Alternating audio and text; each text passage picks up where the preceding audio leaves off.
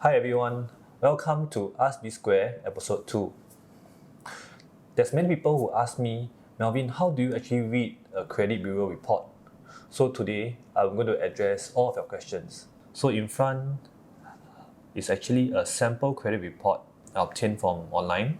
Take note that all these are fake information. On the top, you can see the inquiry number, the reference number. Most of the time, the reference number would be the IC number. Okay, and the inquiry date, any submission to the banks or to a financing company, they will normally look at the inquiry date to see whether it's updated. Normally, they will look at a date that is within 1 month to see whether it's an updated one.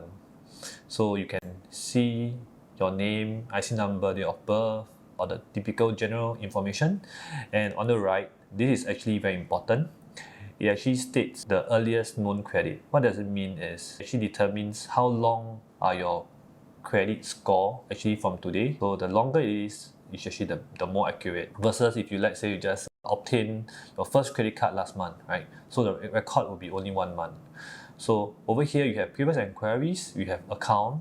Account means the total number of banking facilities that you have with all the banks that you have in Singapore. And number of defaults. The default is actually a very bad thing. You're going to get any loan. So whether you have any bankruptcy proceeding, having a bankruptcy definitely is bad. And of course, there's below, which is the secured credit limit, unsecured credit limit, exempted credit limit, and also debt management program and ID theft. Let me share with you guys what is each of them. So for secured credit limit, this is actually the total amount that you actually owe the bank from your property loan. So unsecured credit limit are loans that are non-property related. Means it's actually like your credit card, your personal loan, your overdraft, and things like that. And what is exempted credit limit? Exempted credit limit are a credit limit that is more for like a need for you. For example, a medical loan, the education loan, and things like that. Because government see that as a need and not a want per se. So these are exempted credit limit. So debt management program, I will talk about this in the next video, but in short, it's actually a program to actually help you reduce your debt and make your debt better. But if you see debt management program, the bank actually dislike it. So it actually affect your loan application as well. So over here, you have the general personal details, and of course, you have all your additional names. So a lot of the time, you see different name over here. Can be Peter Tan Akau, can be Akau Tan, things like that. It's actually the name that the bank actually search for when you're obtaining your credit bureau. So every time they search something, it will be reflected here.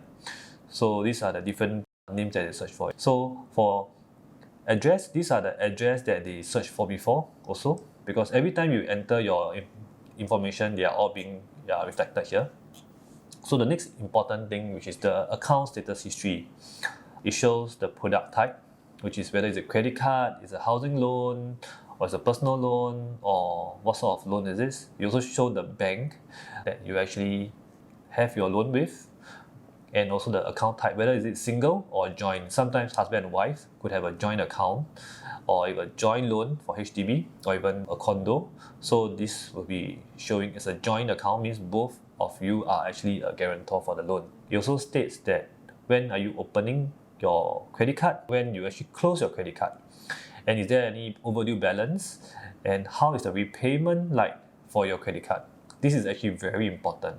The most left hand side one is actually last month per se. Then if you see, the second one will be the 2 months ago, the third one will be 3 months ago, and so on and so forth. Okay. So the first part is actually your repayment history, how well you repay.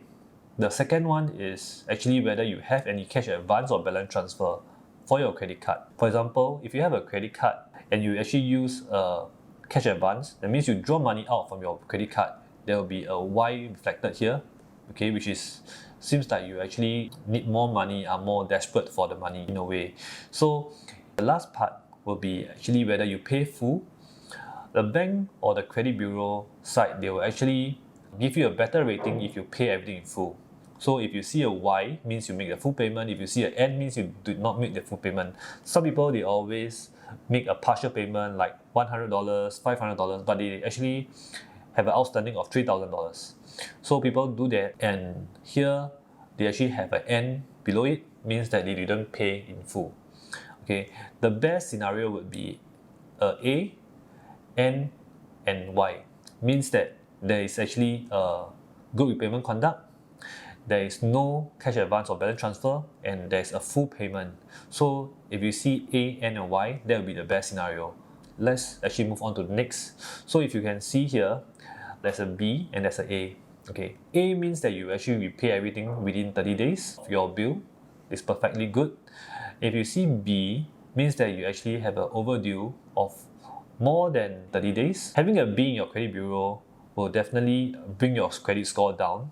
So of course, we try to have no Bs or no Cs. So over here, the same thing. This actually shows that you just have your first housing loan from your EC purchase. Your payment is good. You pay within the first 30 days. And you can see from here, unsecured personal loan, right? You actually have a C. This shows that actually the repayment is bad because previously you're paying well, then eventually 2 months ago you actually didn't pay, and now you still owe them. So this actually shows a bad credit record. If the bank sees all these B, C, B, A and things like that, it actually shows that you are pretty in a bad shape. So of course your private residential property, you have an overdue of 20,000 and things like that, which is bad. Later I will explain what is a R and what is a H. So typically if you see things other than A, things are definitely not good. So I'm just going to move on to the next one. So for previous enquiries, Credit Bureau also shows that what are the other enquiries that you have previously, whether it's a credit card, whether it's a housing loan, or even it's a car loan, which is showing here as motor vehicle loan. Okay, or even you are looking for applying a HDB loan jointly with your wife or with your husband, it's all reflected here.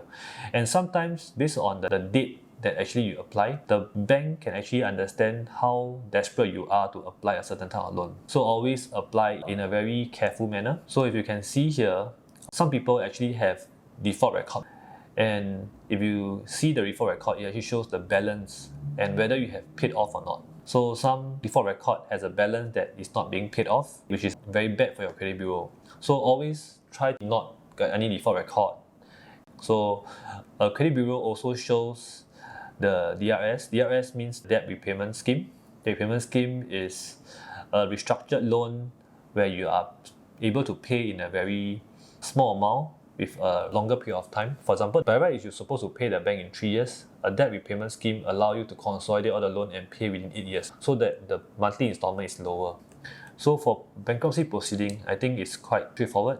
If there's any bankruptcy proceeding against you, it will be all reflected over here, and definitely it will affect your credit bureau. So now I'm going to show you guys on one of the most important part of the credit bureau report, which is the aggregated outstanding of the individuals. Okay, so this is how you can actually look at what's outstanding repayment, and let's jump into it now. So here is the aggregated outstanding balance of the individual. If you're looking at your own credit bureau, you can actually see that for this is September 18, and you're able to see the unsecured credit card, HDB loan with different banks that you have.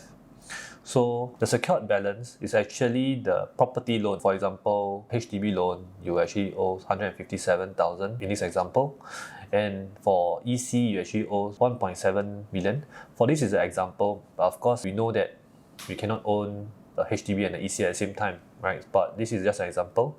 So for a mortgage restructured loan, it's also considered property loan. So these are your outstanding balance from all your property loans in combined. So unsecured balance is typically your personal loan, your credit card and stuff like that. So over at this aggregated outstanding balance, you are able to see in a very summarized manner all your outstanding loan that you have. At the bottom, you are actually looking at the aggregated outstanding balance for the last 5 months. So what does it show? It shows that whether you are constantly repaying your loan or you are constantly taking up new loans. It actually shows how good you are in your repayment ability, or whether you are more desperate, taking up more and more loan throughout the months.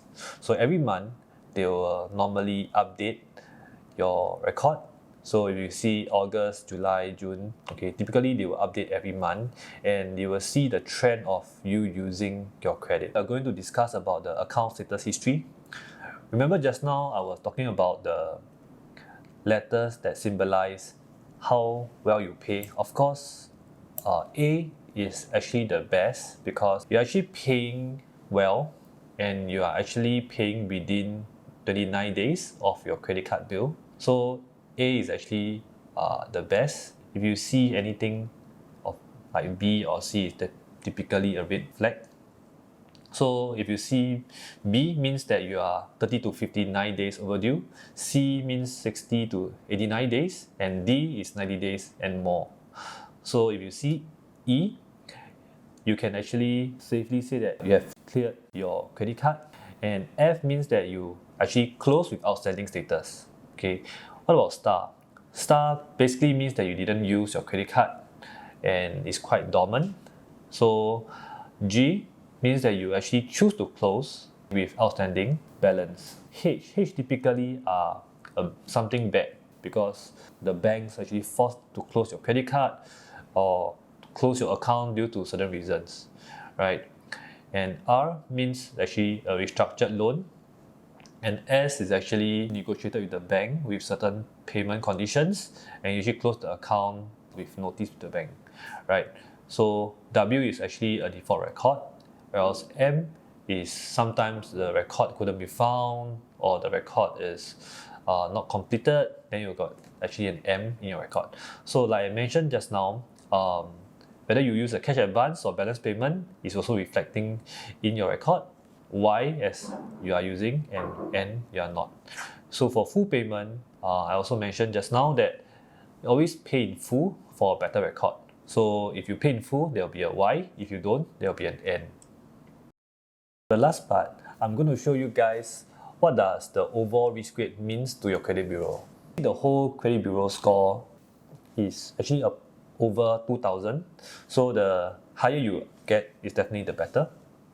So AA is the best, followed by BB, CC, DD, EE, FF. Okay, anything that you can see that is after F is actually not good in the eye of the bank. Okay, so of course H is the worst among all. So I'm going to share with you guys, even for H, there's also different category of H. So these are the non-scored risk grade. Okay, if you got a HX, it means that there is actually an existing or a past writ of summon or bankruptcy record filed against you. Okay, so next one will be HZ. HZ means that you have outstanding balance, there is late payment with outstanding due you haven't paid, or even you have a default record, or you are actually having a lot of bad debts. So your payment conduct is very poor. So you got HZ. So anything to do with H is typically a no-no to the banks.